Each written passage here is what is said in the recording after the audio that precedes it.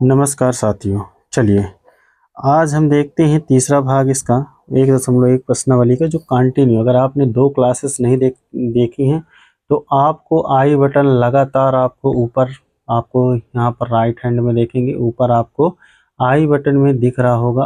आज की 2 क्लासेस आप आराम से देख सकते हैं। डिस्क्रिप्शन बॉक्स में भी उसका लिंक आपको दे दिया गया है और वीडियो को लास्ट तक देखेंगे तो एंड स्क्रीन पर भी आपको ये वीडियो देखने को मिल जाएंगे। तो निश्चित रूप से आपने अगर 2 क्लासेस नहीं ली हैं तो उनको भी लें। और ये तीसरी क्लास और ये 1.1 कक्षा 10 का तीसरा प्रश्न है। जो प्रश्न है आपके सामने है कि अभाज्य गुणनखंड विधि द्वारा निम्नलिखित पूर्णांकों का HCF और LCM ज्ञात करना है।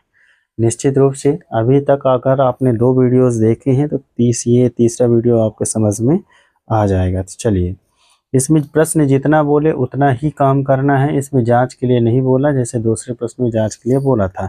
तो ये इसमें जो लिखा हुआ है पहला नंबर हम देख लेते हैं। जो पहला प्रश्न है वो है 12, 15 और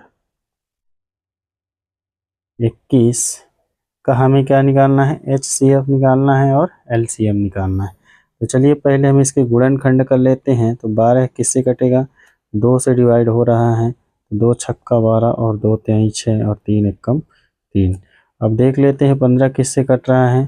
तो 15 में हम देख लेते हैं कि 3 से कट रहा है, 3 से 15 और 5 एकम 5। 21 को देखेंगे तो 3 से कट रहा है, तो 3 सते 21 और 7 एकम 7। चलिए निश्चित रूप से यहाँ तक आप लोगों को काटना तो आ ही रहा होगा, 10वीं तक आ गए हैं।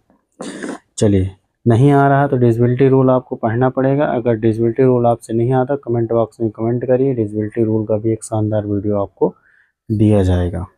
चलिए तो पहले हम निकाल लेते हैं HCF।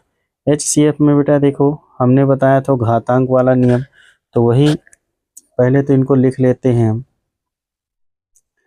इनको हम लिख लेते हैं कि 12 बराबर क्या होगा, तो 12 बराबर होगा 2।